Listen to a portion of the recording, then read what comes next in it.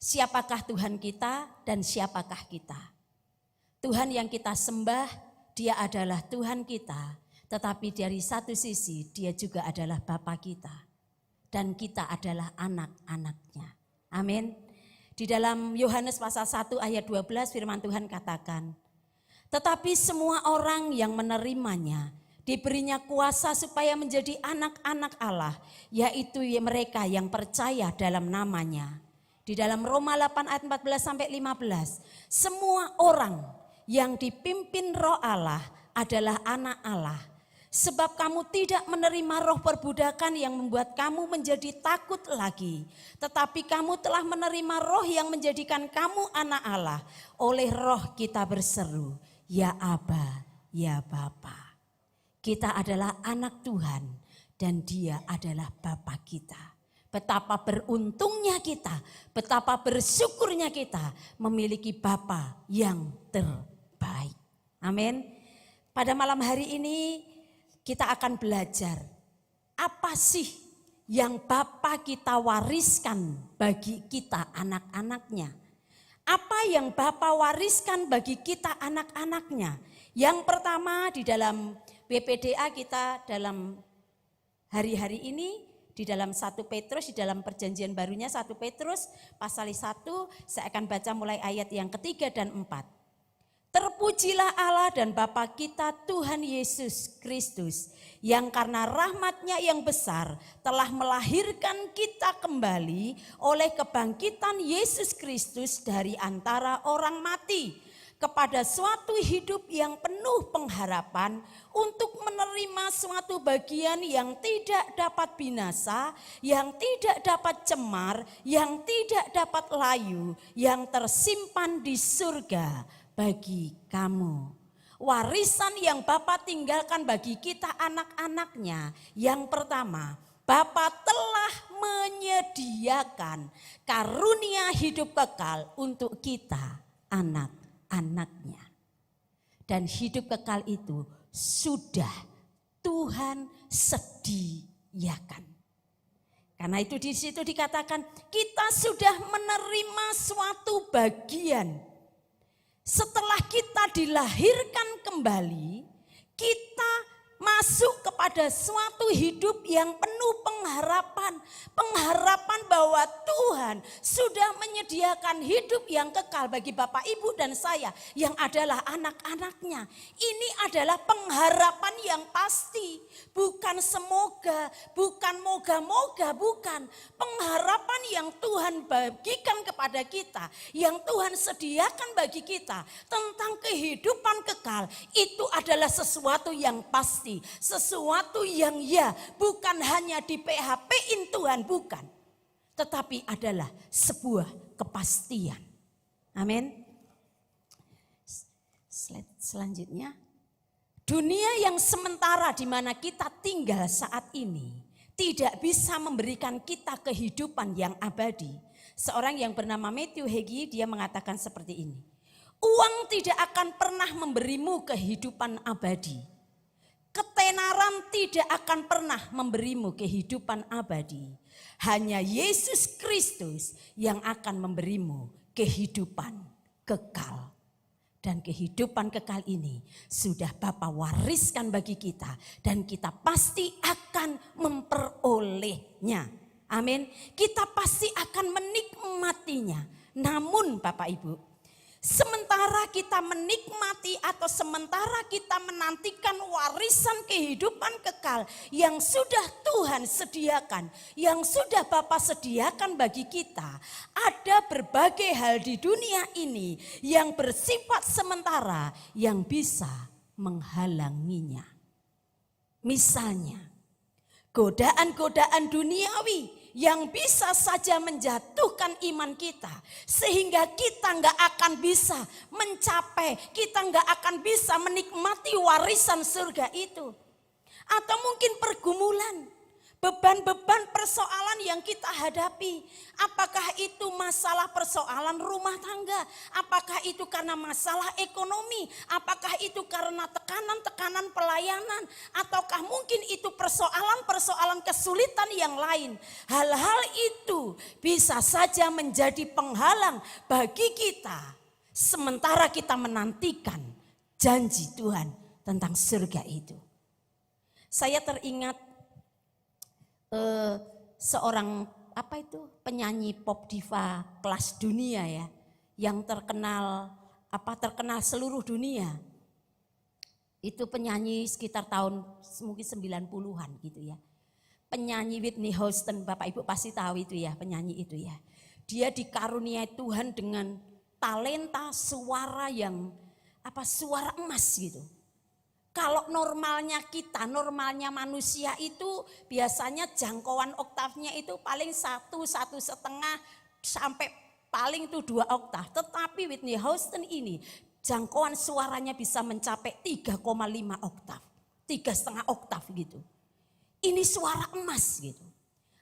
Dia dibesarkan atau dari keluarga Kristen karena dia punya suara yang bagus. Dia dari kecil itu melayani di gereja, mengikuti paduan suara gitu. Melayani Tuhan di bidang nyanyi, memakai suaranya gitu. Kemudian apa yang terjadi dengan talentanya yang begitu luar biasa dikasih Tuhan. Suara yang merdu, nada-nada yang tinggi, sangat indah. Dia ingin mengembangkan talenta itu. Kemudian dengan berbagai usaha, akhirnya dia menjadi penyanyi dunia, lagu-lagu dunia. Dan dia bisa mencapai gelar diva pop dunia. Dan banyak sekali penghargaan-penghargaan yang diperolehnya. Tetapi godaan duniawi, ketenaran, kekayaan, kesuksesan, keberhasilan duniawi yang sifatnya sementara tidak diimbangi dengan membangun kerohanian.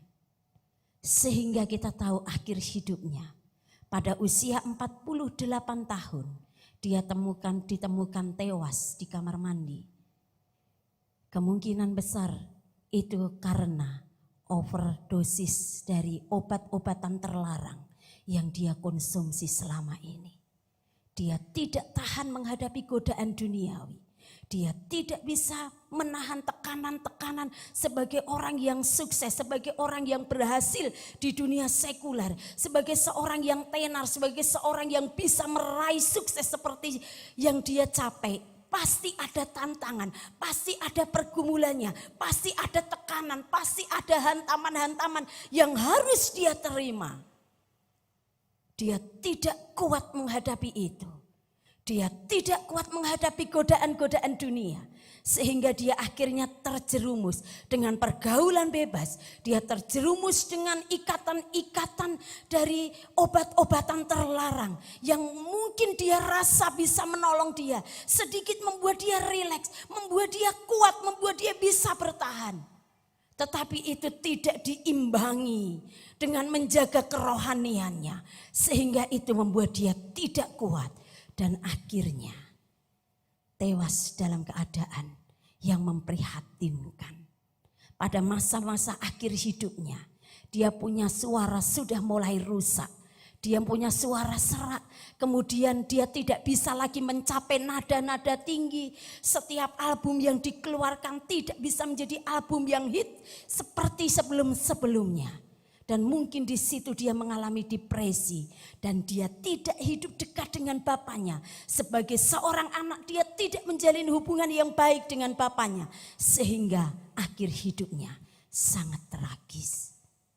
Bapak Ibu yang dikasihi oleh Tuhan, yang sedang ada di rumah Tuhan ataupun yang sedang mengikuti ibadah doa live streaming saat ini. Mungkin hari ini di dalam kehidupan kita di dunia yang sifatnya sementara. Puji Tuhan kalau Bapak Ibu mungkin dianugerahi Tuhan dengan kekayaan yang berlimpah.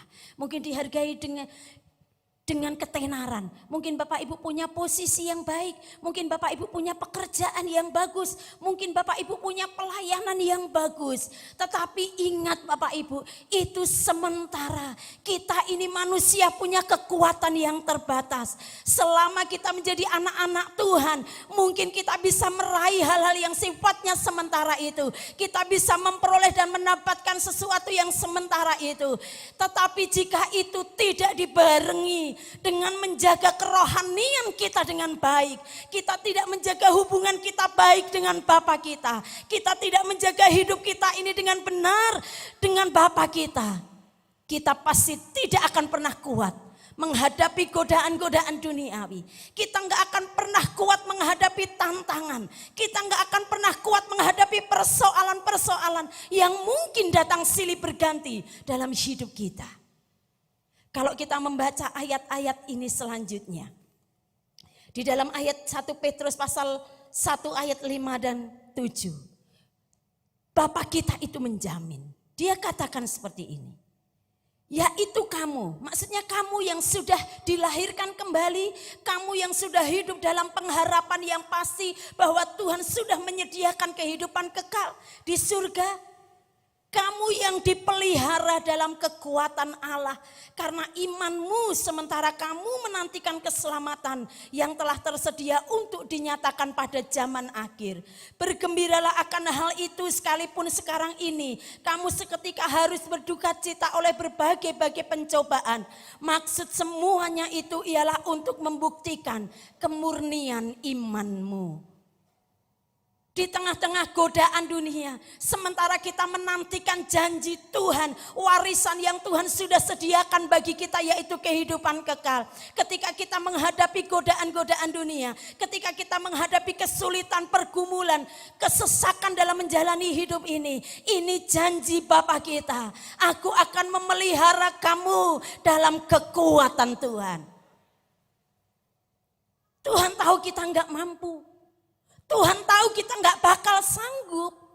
Tuhan tahu kita ini terbatas. Karena itu Tuhan menjamin Bapa kita itu sungguh Bapa yang baik. Dia ngerti keterbatasan anak-anaknya. Dia ngerti bagaimana anak-anaknya nggak mampu. Dia ngerti bagaimana anak-anaknya nggak kuat menghadapi pergumulan-pergumulan di dunia ini. Menghadapi persoalan-persoalan di dunia ini. Oleh karena itu Tuhan jamin kita. Aku akan memelihara kamu dalam kekuatanku. Amin. Seorang yang bernama Karen Hill, dia mengatakan seperti ini. Dunia selalu membuat Anda bimbang dan tidak berdaya. Tetapi jaminan pemeliharaan dan kekuatan dari Bapa di surga selalu membuat Anda kuat dan berdaya. Amin. Selama kita meyakini janji Tuhan ini, kita menghidupi janji Tuhan ini, percayalah bahwa Tuhan pasti memelihara kita. Tuhan pasti memberi kekuatan bagaimanapun keadaan kita. Dia sanggup melimpahkan kekuatannya bagi Bapak, Ibu, dan saya. Karena kita adalah anak-anak yang dikasihinya. Bapak, Ibu tahu pun pernah membaca seorang yang bernama Mother Teresa. Beliau mengatakan seperti ini. Allah memelihara orang-orang yang memelihara iman. Dan seorang yang bernama Wendell E. Matthew, dia mengatakan seperti ini. Bapa kita akan selalu ada bersama kita dan memberi kita kekuatan untuk menghadapi kesulitan hidup. Mungkin kalau ditanya satu persatu jemaat di sini. Kalau ditanya satu-satu pendeta di sini, kalau mungkin boleh bertanya kepada Bapak dan Ibu Gembala sidang kita. Kalau ditanya apakah ada kesulitan, apakah punya masalah, apakah punya pergumulan, semua pasti jawab ada. Semua pasti jawab punya. Mungkin pergumulan itu berbeda-beda satu dengan yang lainnya. Ada yang bergumul dengan usahanya. Ada yang saat ini sedang bergumul dengan ekonomi. Ada saat ini yang sedang bergumul dengan sakit penyakit. Ada saat ini mungkin yang sedang berjuang untuk mendoakan keluarganya yang sedang sakit. Atau sedang bergumul dengan pelayanan, tekanan dan tantangan-tantangan dalam pelayanan yang harus dihadapi. Tetapi selama kita mendekatkan diri kita kepada Bapa kita yang baik, kita menjadi anak yang baik, kita menjadi anak yang nurut sama apa yang dibilang sama Bapak kita. Percayalah bahwa Tuhan, Bapa kita yang di surga, sumber kekuatan, pasti akan memelihara hidup kita. Pasti akan memberikan kekuatan bagi kita. Sehingga kita menjadi anak-anak Tuhan yang cakap menanggung segala sesuatu. Amin. Dan yang kedua, apa yang Bapak wariskan bagi kita? Yang kedua, Bapak mewariskan janji-janjinya. Bapak mewariskan janji-janjinya bagi hidup anak-anaknya di masa kini. Di dalam firman Tuhan Roma 8 ayat 17, firman Tuhan katakan, dan jika kita adalah anak, maka kita juga adalah ahli warisnya. Maksudnya orang-orang yang berhak menerima janji-janji Allah. Janji-janji Allah di sini bisa berarti berkat-berkat yang disediakan Tuhan bagi anak-anaknya.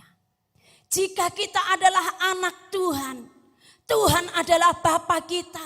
Berarti kita ini adalah ahli warisnya.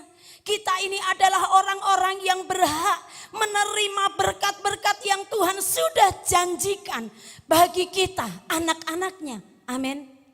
Bapak Ibu boleh bilang kanan kiri, kamu berhak menerima janji-janji Tuhan. Puji Tuhan, puji Tuhan. Saya membaca sebuah buku, ada seorang yang bernama Samuel Derima mengatakan seperti ini. Bapa di surga akan selalu menyediakan setiap kebutuhanmu sesuai dengan kekayaan dan kemuliaan dalam Kristus Yesus. Memang Dia tidak memberi semua yang kita inginkan, tetapi Dia memenuhi janjinya. Menuntun kita di sepanjang hidup kita dan selalu memberikan yang terbaik bagi anak-anaknya. Bukankah setiap kali kita membaca firman Tuhan, ada begitu banyak janji-janji Tuhan yang Tuhan janjikan bagi kita. Dia Tuhan, Allah Yehova Rafa. Dia berjanji dia Allah yang sanggup menyembuhkan kita. Jika kita menghadapi pergumulan ekonomi, kita ada kebutuhan-kebutuhan yang mungkin kita nggak ngerti lagi gimana cara memenuhinya. Bukankah Dia Bapa yang baik yang berjanji kepada kita? Jangan kamu khawatir selama kamu menyerahkan kekhawatiranmu kepadaku. Tuhan berjanji apa yang kamu makan, apa yang kamu minum, apa yang kamu pakai, pasti Bapa sediakan bagi kita. Kalau bunga aja dihiasi oleh Tuhan, kalau burung di udara saja dipelihara oleh Tuhan, apalagi kita, apalagi Bapak, Ibu dan saya yang adalah anak-anaknya sendiri. Bukankah Dia pasti akan memenuhi kita? Selama kita mencari Tuhan, selama kita mengutamakan Tuhan dalam hidup kita, selama kita nurut sama Bapak kita, Dia pasti sediakan itu tepat pada waktunya. Amin. Yang saat ini mungkin ada di antara Bapak Ibu yang sedang bergumul dengan usaha, mungkin setelah pandemi orang bilang sekarang sudah mulai membaik kok ya. Tetapi dari banyak cerita yang kita dengar, masih ada begitu banyak pengusaha-pengusaha, masih ada begitu banyak anak-anak Tuhan yang sedang berjuang untuk membangkitkan usahanya kembali, untuk memulihkan usahanya. Mungkin secara manusianya akalnya sudah habis, gak ngerti lagi gimana cara memulihkannya. Tetapi selama kita menyerahkan itu kepada Tuhan, mengandalkan itu kepada Bapa kita di surga. Bapa kita di surga, sumber hikmat. Dia bisa memberikan dan membuka jalan dengan berbagai macam caranya untuk memulihkan usaha kita, untuk memulihkan pekerjaan kita. Bapak Ibu, beberapa kemarin malam saya pas membuka YouTube ada mendengar satu pidato yang disampaikan oleh Bapak Presiden kita, Bapak Joko Widodo. Di dalam pidatonya ini, saya lupa itu kalau enggak salah dalam acara silaturahmi apa gitu. Bapak Joko Widodo berpidato. Dalam pidatonya beliau mengatakan beberapa waktu yang lalu beliau menghadiri sebuah konferensi negara G7 itu ya, konferensi KTT G7 di Jerman. Kemudian di konferensi di KTT itu beliau bertemu dengan kepala-kepala negara di seluruh dunia. G7 itu negara ada 7 yang termasuk di situ, dan kenapa Indonesia, Bapak Joko Widodo mewakili Indonesia hadir di KTT tersebut karena Indonesia menjadi salah satu mitra dari negara G7 itu gitu. Kemudian di situ dibahas tentang di KTT itu krisis global, krisis ekonomi global. Kemudian di dalam silaturahmi itu, di dalam pidatonya di Indonesia, sudah di Indonesia Bapak Jokowi katakan, saat ini dunia sedang dilanda krisis ekonomi global, termasuk Indonesia. Jadi bukan Indonesia saja, tetapi seluruh dunia. Kemudian beliau melanjutkan seperti ini. Tahun ini menjadi tahun yang sulit. Tetapi tahun depan, tahun 2023 menjadi tahun yang gelap. Saya kutip sedikit, beliau mengatakan, kita enggak tahu badai yang datang besarnya akan seperti apa. Tidak ada yang bisa dikalkulasi.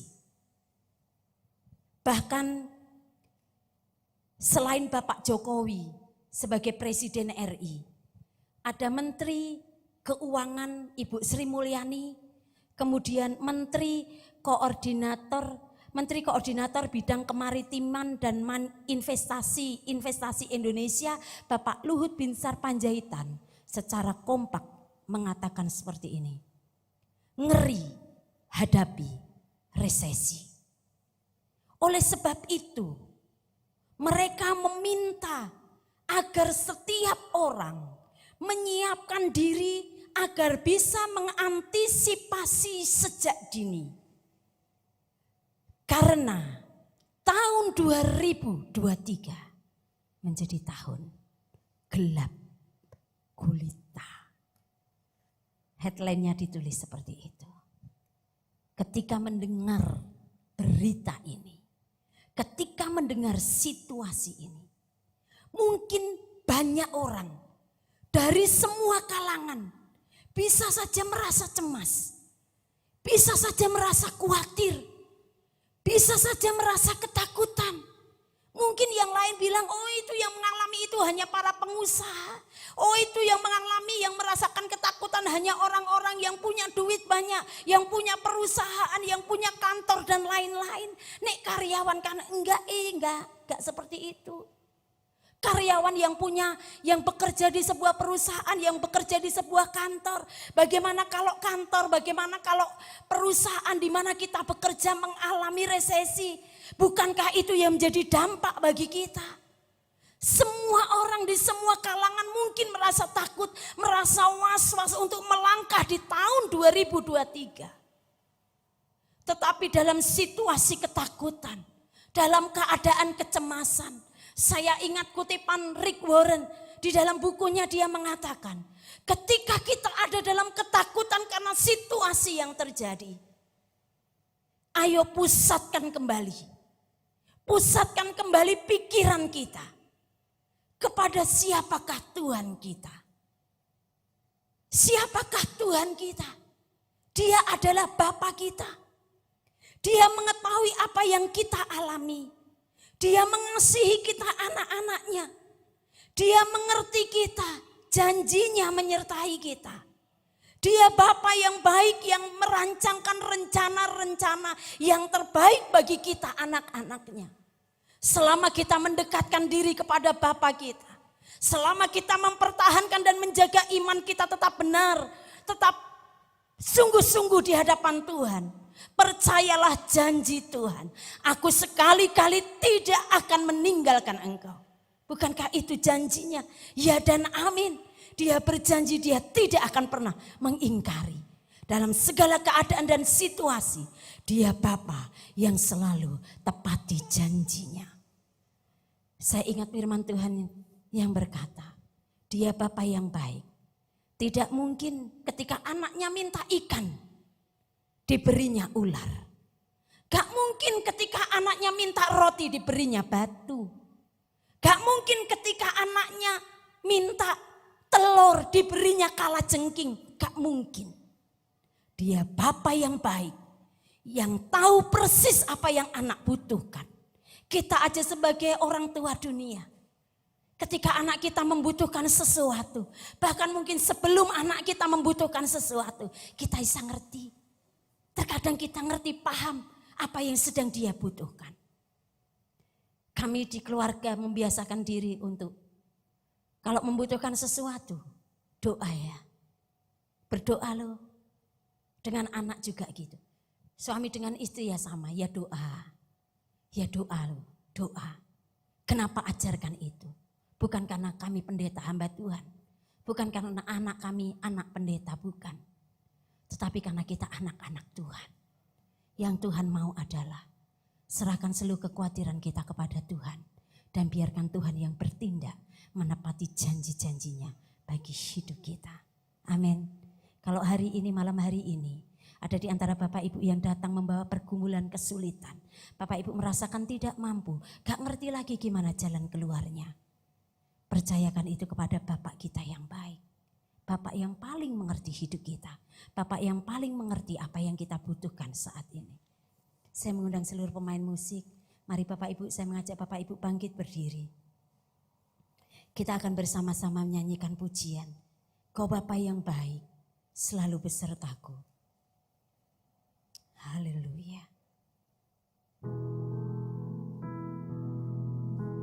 Terima kasih Tuhan.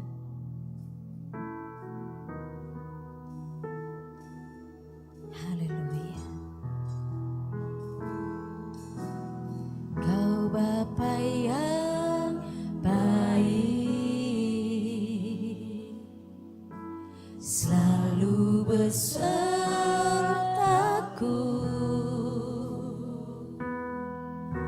Setiap detik, setiap waktu, Kau perhatikanku. Kau Bapa yang setia, Bapa yang setia, selalu menjagaku, selalu menjagaku.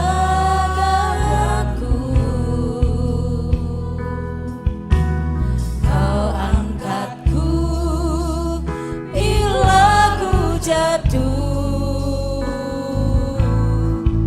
Kau menopangku, ku berikan syukurku, ku berikan syukurku buat kebaikanmu.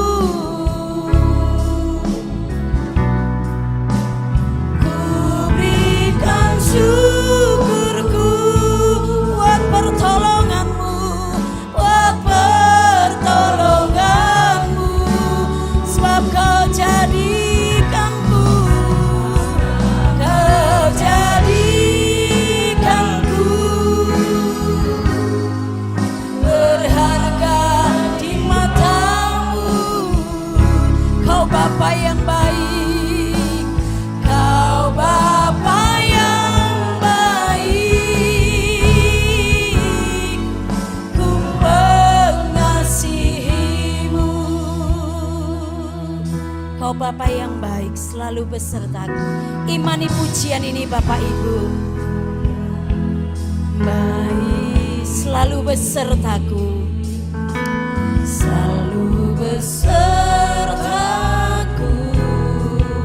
Setiap detik, setiap waktu, setiap waktu, Kau perhatikanku, Kau perhatikanku. Kau Bapa yang setia, selalu menjagaku.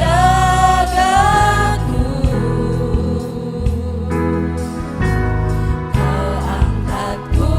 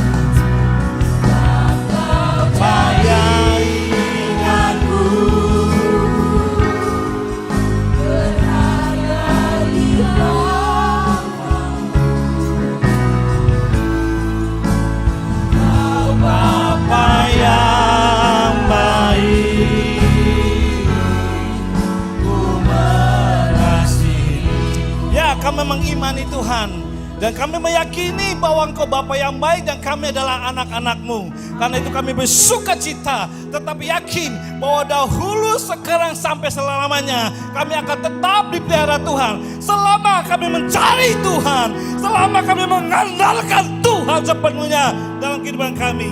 Kami percaya mujizat pertolongan kuasa Tuhan tetap ada kami. Terima kasih Bapak, terima kasih. Haleluya, haleluya.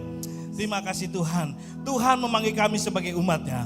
Tetapi juga Tuhan memanggil kami, meminta kita juga sebagai pendoa-pendoa syafaatnya. Kalau bukan kita yang berdoa buat bangsa negara kita, agar Tuhan tolong keluar dari resesi ekonomi. Siapa lagi kalau kita sebagai masyarakatnya, warga negaranya? Kalau bukan kita berdoa bagi gereja kita tercinta, GSJ Ebenezer beserta salibnya, siapa lagi yang untuk minta pertolongan mujizat Tuhan terjadi di setiap ibadah? Kalau bukan kita semua. Karena itu pada malam hari ini kami berdoa bersepakat akan menjadi pendoa syafaat. Amin. Haleluya. Waktu gereja bangkit akhir zaman. Karena kami akan berdoa, kami akan bersyafaat bagi Tuhan. Haleluya. Mari kita persiapkan hati kita untuk berdoa bersyafaat. Waktu gereja bangkit di akhir zaman. Haleluya. Mari kita bersorak-sorak dulu. Sebelum kita bersyafaat, berdoa memberkati bangsa kita, memberkati gereja kita, gereja Ebenezer dan keluarga kita. Waktu gereja bangkit di akhir zaman, semua bagi dedikasinya, mereka memberi firman-Nya. Ku mau di sana. Ya, haleluya. Waktu Tuhan memanggil kita, semua bangsa, ya, kami kedatangan kita. Ku mau di sana. Haleluya. Ku mau ikut berperang sambil bersorak. Kita akan berperang melawan penguasa-penguasa udara yang akan mengacaukan semua orang. Dan kita percaya sebagai gereja Tuhan, kita akan siap memberikan pertolongan Tuhan dalam kemenangan. Yes. Mari kita nyatakan, Raja-Mu datang Tuhan, kehendak-Mu jadi. Yes. Iya. Ku mau di sana. Ya. Ku mau di sana. Ku mau di sana. Waktu trompet bunyi, ku mau di sana. Waktu itu nyata, ku mau di sana. Ku mau di sana. Ku mau di sana. Ku mau ikut berperang. Ku mau ikut berperang sambil bersorak. Haleluya. Kita perang dalam doa kita kepada melawan penguasa-penguasa udara. Iblis bisa mengganggu pada hidup kita. Haleluya. Mari kita berkata, yes Lord, kerajaan Tuhan datang, kehendak-Mu jadi di gereja ini, di bangsa ini. Ya, ku mau di sana. Ya, ku mau di sana. Yes, ku mau di sana. Waktu trompet bunyi, ku mau di sana. Waktu musuh jatuh, ku mau di sana. Waktu Tuhan datang, ku mau di sana. Perang dimenangkan, ku mau di sana. Ku mau di sana. Haleluya. Haleluya. Kita siap berdoa. Amin. Haleluya. Bapa dalam surga, kami siap berdoa bersyafaat bagi gereja kami Tuhan, gereja-gereja di seluruh dunia, gereja-gereja yang ada di Indonesia, khususnya gereja Sidang Jemaat Allah Ebenezer beserta 13 satelitnya, tempat kami beribadah, tempat kami berjumpa dengan Tuhan, tempat kami bertumbuh iman kami diselamatkan. Karena itu kami berdoa buat gereja kami Sidang Jemaat Allah Indonesia, khususnya Ebenezer. Terima kasih Tuhan, kami berdoa Tuhan, dan khususnya buat gereja kami ini Tuhan. Dan secara umumnya kalau gereja Sidang Jemaat Allah di Indonesia, khususnya Jawa Timur akan mengadakan rapat daerah BPD 1. Kami berdoa rencana tersebut, ya Tuhan tolong pada tanggal 5 dan 6 Desember. Dan juga akan ada kongres rapat nasional yang ada diadakan tahun 2023. Kami berdoa ke Tuhan tolong. Dan kami sekarang berdoa buat gereja kami Sidang Jemaat Allah Ebenezer beserta satelitnya. Kami berdoa setiap kami ibadah doa malam, ibadah doa pagi, ibadah kaum muda umum, ibadah sekolah minggu. Kami berdoa biar semua Tuhan hadir dan menyatakan mujizatnya. Dan setiap orang hadir beribadah, mereka akan merasakan kuasa dan kasih Tuhan. Karena itu kami memberkati dalam nama Tuhan Yesus.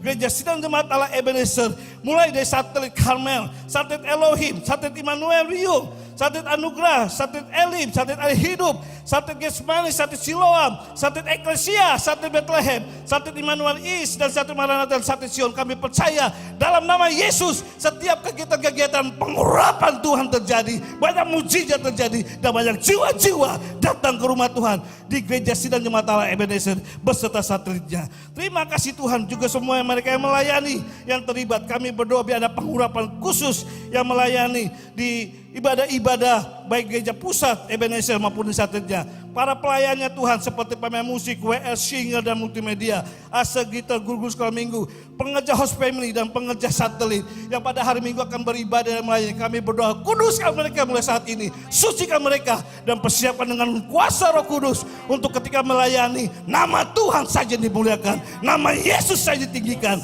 dan seluruh ibadah itu akan diberkati dan dilawat Tuhan.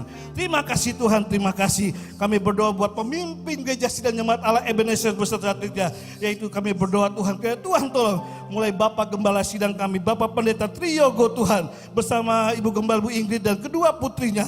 Kiranya Tuhan tolong berikan hikmat, kebijaksanaan, dan pengurapan ketika mengembalakan Sidang Jemaat Ebenezer beserta satelitnya. Kami akan merasakan lawatan Tuhan dan akan bertumbuh dan memuliakan Tuhan. Kami berdoa buat para penasihatnya, Pendeta Oma Kaihatu, juga Tuhan memberkati beliau beserta keluarganya dalam masa tuanya dan pelayanannya. Juga Tuhan tetap urapi dan menjadi berkat di mana dia berada. Dan buat majelis gereja kami Tuhan, yaitu juga Tuhan akan memberkati biar mulai kinerjanya bagi pemimpin rohani menjadi berkat bagi jemaatnya, dan gereja kami akan berkembang. Karena itu berkati keluarga majelis kami Tuhan, mulai dari Bapak Haryadi Yunantia beserta keluarga Bapak Samuel PW, keluarga Bambang Sutrisno, keluarga Bapak Yudhistira, keluarga Bapak Henry Kusnarhajo, keluarga Bapak Elias Siswanto, keluarga Bapak Roni Kusnarhajo, keluarga Bapak Sani, keluarga Bapak Andal Nugroho, keluarga Bapak Yuri Sentosa, keluarga Bapak Yunus, dan keluarga Ibu Desi, dan juga keluarga setiap pastoral,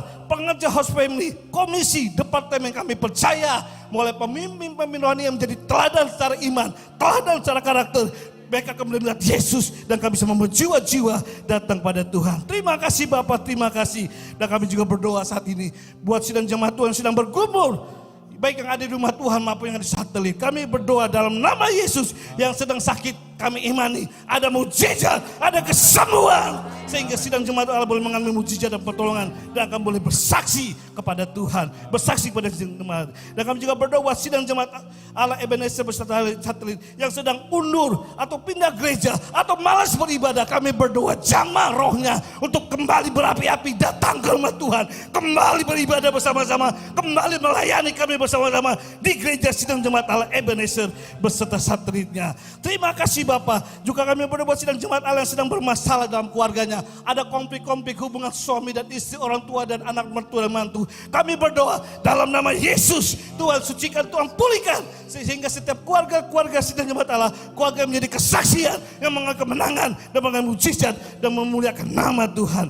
Terima kasih Bapak, terima kasih. Juga mereka yang mengalami kesulitan skala ekonomi, yang kesulitan dalam berusaha berdagang, kami percaya Tuhan akan menyatakan mujizatnya, berkatnya, sehingga setiap sidang jemaat boleh menghasilkan pertolongan mujizat. Dan yang belum dapat pekerjaan juga Tuhan tolong, kami percaya masih ada mujizat di dalam Tuhan Yesus Kristus. Dan belum dapat pasangan hidup, kami percaya juga Tuhan akan tolong. Terima kasih Bapak, terima kasih Yesus, terima kasih. Haleluya, haleluya. Sekarang kita akan berdoa buat bangsa dan negara kita, Indonesia. Haleluya. Ya Allahku, ya Allahku, nyatakan kemuliaan. Mari kita berdoa buat bangsa kita sebagai wakil negara Indonesia yang baik. Angkat tangan kita dan arahkan ke surga dengan berkata, Tuhan berkati bangsa kami di tanah tercinta, negeriku Indonesia. Ku berdoa Indonesia, bagi kemuliaan-Mu Indonesia, bagi kemuliaan. Katakan ya Allahku, nyatakan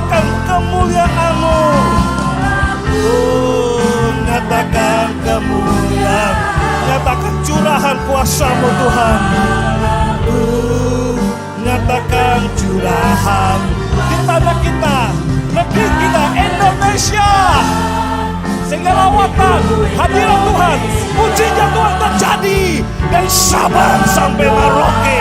Kemuliaan Tuhan terjadi. Yes, kemuliaan-Mu Indonesia, bagi kemuliaan Indonesia, Indonesia, bagi kemuliaan-Mu. Haleluya. Indonesia, bagi kemuliaan-Mu. Haleluya, haleluya. Terima kasih Tuhan, sebagai warga negara masyarakat Indonesia, sudah saatnya kami akan berdoa untuk pemulihan terjadi. Karena itu kami berdoa untuk pemulihan negara kami Indonesia. Kami percaya biar mujizat Tuhan terjadi, kemuliaan Tuhan terjadi mulai Sabang sampai Merauke Tuhan. Kami berdoa buat para pejabat negara di pusat maupun daerah seperti Bapak Presiden Joko Widodo. Tuhan berkati beliau mulai kebijakan-kebijakannya. Tuhan jamah sehingga Indonesia boleh mengalami pemulihan ekonomi, pemulihan keamanan, kesejahteraan, sehingga kami bebas beribadah, beraktivitas dan memuliakan Tuhan. Berkati juga wakil presidennya.